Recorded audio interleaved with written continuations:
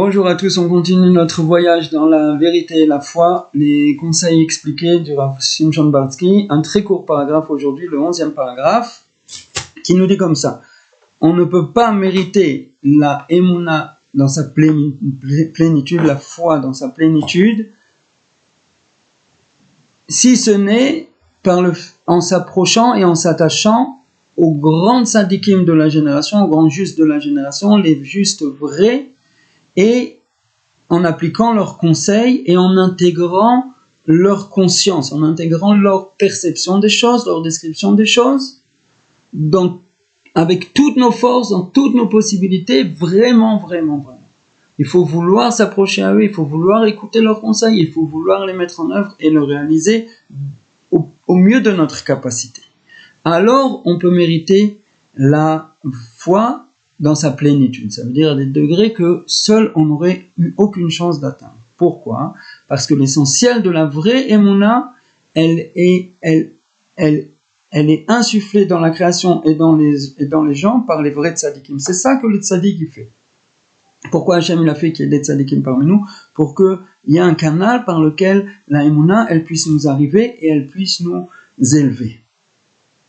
Tous ceux qui sont proches de ces justes, ils vont recevoir de ce juste lui-même la lumière de la Emouna pour avancer, pour compléter leur Emouna, par le fait qu'ils vont rester attachés à cette tzadikim et accomplir leurs conseils, les réaliser et les vivre. Et la conclusion c'est parce que les vrais tzadikim, ce sont eux la sainteté du Am Israël. Alors pour essayer de comprendre un tout petit peu ça, je vais donner une sorte de parabole. On sait que dans les mondes que Hachem a créés, globalement, on décrit quatre mondes. Il y a le monde qui s'appelle Atzilut, qui est le plus élevé, et en dessous, il y a trois mondes qui s'appellent Bria, Yetzira, Asiya, et nous, on existe dans le monde de la Asiya, le plus bas.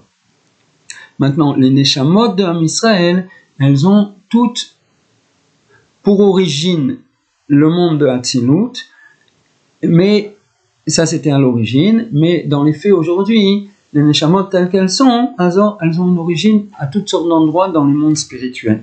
Maintenant, quelle est la différence entre le monde qui s'appelle Atzilut, qu'on traduit habituellement émanation, et les trois autres mondes qui sont en dessous de ça?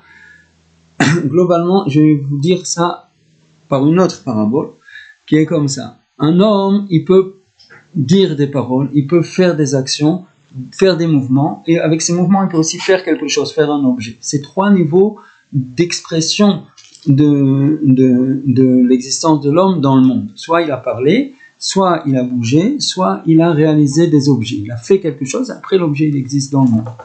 Maintenant, ces trois choses-là, elles sont extérieures. Après, j'ai parlé, le mot il m'a échappé, je ne peux pas le reprendre. Quand j'ai bougé, le mouvement, il a existé dans le monde. Il a pu être enregistré, il a pu être vu, il a eu une certaine influence si j'ai poussé quelque chose, etc., ou même de l'air. Quand j'ai fait un objet, c'est encore plus flagrant, l'objet il est là, il témoigne qu'il a été fait, mais maintenant maintenant même si j'ai fini de faire, l'objet continue à exister. Donc tout ça c'est des expressions de ma réalité en dehors de moi. Maintenant si je pense une pensée, la pensée c'est quelque chose d'un peu particulier, parce que c'est pas moi, c'est pas mon essence. Je l'ai pensé, c'est comme quelque chose que j'aurais fait, mais c'est pas extérieur à moi. Tant que je l'ai pas exprimé d'une façon ou d'une autre, il n'y a que moi qui la connais. Et pourtant, c'est un monde entier, le monde de la pensée. Donc, ça, c'est juste vraiment une parabole assez faible en réalité. Mais c'est un peu ça la différence. Le monde de Hatzilut, que Hachem, il a créé, tout ça, ce sont des mondes que Hachem a créés. Tout ça, ce n'est pas Hachem, ce sont des créations. Mais le monde de Hatzilut, il n'est pas détaché d'Hachem. Il fait partie de l'unité d'Hachem. C'est un petit peu comme la pensée par rapport à l'homme. Alors que Bria, Yetzira, Asiya, ça, c'est déjà des expressions qui sont en apparence en tout cas détaché d'Hachem. Il y a le Créateur, et voilà, là on se trouve dans le monde Yetzira, que le Créateur il a créé pour les anges. Ou là-bas se trouvent les anges, Aval, dans le monde de Hatzilut, je ne peux pas dire que je me trouve en dehors du Créateur, je me trouve séparé du Créateur. Le monde de Hatzilut, ça s'appelle qu'il est Be'ardut, il est dans un état d'unité totale avec le Créateur, même s'il fait déjà partie de ce qui s'appelle la création. Maintenant voilà, les âmes des tzadikim, des grands tzadikim, elles elles appartiennent et elles éclairent à partir du monde de Hatzilut. Et elles ont la possibilité de réveiller en nous le potentiel qu'on a de recevoir la lumière de ce monde-là. Mais nous, on est tous, même notre spiritualité, elle se trouve à des degrés plus bas que ça.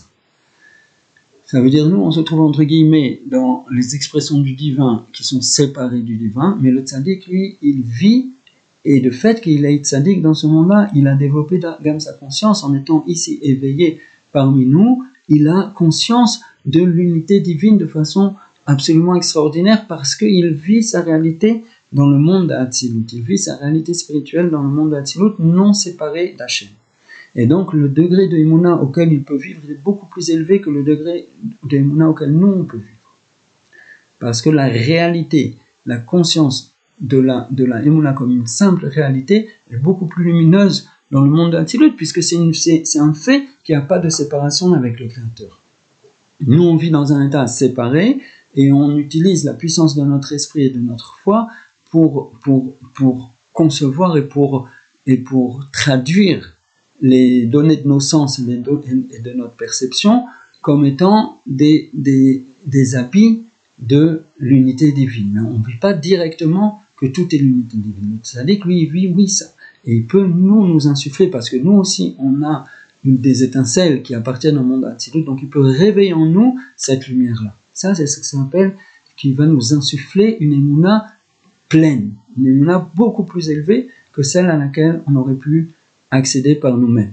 Donc c'est ça qu'on vient de dire ici dans le 11e paragraphe du livre, que ce n'est que par l'attachement au tzaddik et par le fait de réaliser ces conseils. Pourquoi ? Parce que ces conseils ils sont issus de cet endroit-là, de cet endroit où l'unité avec Hachem c'est une réalité, et donc ils nous permettent à nous de nous attacher et d'arriver à cet endroit-là. Il n'y a que par ce chemin-là qu'on arrivera à de tels degrés de Yuna. Par moi-même, j'ai aucune chance. Par moi-même, je peux au mieux amener, et ce serait déjà un accomplissement extraordinaire, d'amener à l'endroit où l'origine de ma neshama se trouve maintenant, dans le monde de la Asiya ou de la Bria ou de la Yetzira, la lumière d'Hachem pleinement, et de comprendre pleinement que cet endroit-là, il est bémet en unité avec Hachem. Mais monter Hatzilut, je ne peux pas faire ça. Mais par contre, le tzaddik, lui, il vient là où je suis, et il m'éclaire là-bas la lumière de Hatzilut.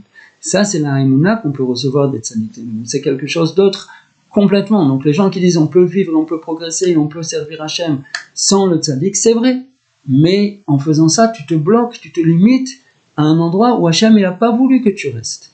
Et il y a un livre très important, je crois que je l'ai déjà cité, qui s'appelle Mesilat Yesharim du Ramchal. Je ne reviens pas à expliquer ce que c'est, mais dans son introduction là-bas, introduction très très très importante pour tous ceux qui veulent servir Hachem et avancer dans le domaine de la spiritualité, il dit on est tous un peu dans un labyrinthe et au milieu il y a une tour, il faut arriver au milieu pour pouvoir monter la tour, et la tour c'est l'attachement à la vérité, l'attachement à Hachem. Mais comment on peut arriver à la tour? Arrête, le labyrinthe c'est un vrai labyrinthe, on ne voit pas ce qui se passe, on tourne une fois à droite, une fois à gauche, deux fois à droite, deux fois, et on tourne en rond. Il dit le seul moyen c'est de s'adresser à quelqu'un qui est déjà dans la tour, et lui il voit d'en haut toutes les circonvulations du labyrinthe dans lequel on se trouve, lui, il peut nous indiquer comment avancer. Ça, c'est les tzot des tzadikim, c'est les conseils des tzadikim. Eux, ils sont déjà be'olam hatzilut, ils voient déjà l'unité divine comme une réalité, et ils peuvent nous guider comment, dans les endroits où toi tu te trouves, où ce n'est pas encore une réalité, tu vas pouvoir amener la lumière d'Hachem réellement. Il n'y a que eux qui peuvent faire ça, et il n'y a que de eux qu'on peut recevoir ça. Ashrenu. Heureux sommes-nous qui avons mérité d'ouvrir les livres de la Chassidut Breslev qui sont pleins de cette lumière-là, qui sont pleins des conseils, qui ne sont que les conseils d'un des plus grands tzadikim que la terre ait porté, qui était entièrement infusé de la lumière divine et qui voyait l'unité dans toutes choses. Une des choses extraordinaires que Rabbi Nachman il a fait, c'est dévoiler les liens entre les choses, des choses que la plupart des autres tzadikim on ne trouve pas des choses comme ça dans leurs livres, de dévoiler que telle et telle chose sont liées, et exactement comment ça marche, etc. Tout ça, ça s'appelle dévoiler l'unité des choses, tout ça, ça s'appelle amener la lumière divine là où elle n'était pas encore complètement dévoilée, ça veut dire éclairer tous les mondes avec la lumière du Olam HaAtzilut. Que Dieu nous mérite d'avancer dans l'Aïmouna, de grandir dans l'Aïmouna, et notamment de grandir les étapes extraordinaires de ceux qui sont attachés au tzaddik, au juste véritable de la génération, et comme ça on pourra le servir et progresser toujours dans la joie en attendant